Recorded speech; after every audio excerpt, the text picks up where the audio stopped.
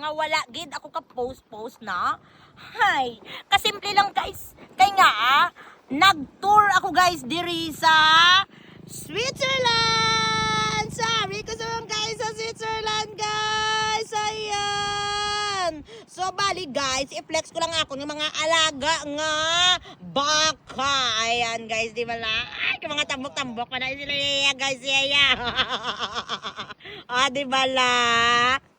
So guys, bali new work, new place, and new life. Diri sa Switzerland guys. Mag-go ko din sa guys ng obra guys. Magabantay ako niya guys sa mga baka. Guys, na. Uy, di ba la? Believe naman ko kay ka-rocket na. So, sa nagagusto dira o kung nakagusto nga mag-apply diri sa Switzerland, tama lang guys ka simple. Message lang kamo sa akon kung ano ang mga requirements. Kagtaga at mo guys ang tip kung paano kamo makalabot diri sa Switzerland guys. O di ba la? O pwede ko man guys ang akon nga family. Ari akon bata si Princess, kagang ari akon nga Habibe. Ayan guys, o di ba la? Ay kanabi ko diri guys ang ano guys, o sang weather diri sa Switzerland guys, mabugna pag bagulang kak nag-untat ang ulan sang snow. So natunaw na guys ang snow. Ayan, di ba la? Kita niyo na ako mga alaga, dugay-dugay. Masulod na sila sa ilang at turel kay mamatama to kuno sa puga sa ilang gatas.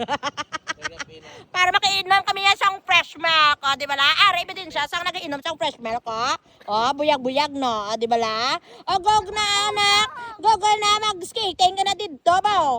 Ingagawa kag ang chimpo mo diri sa Switzerland, kag enjoy mo diri ang ang imo diri nga bakasyon. Ay ambot kay dugay.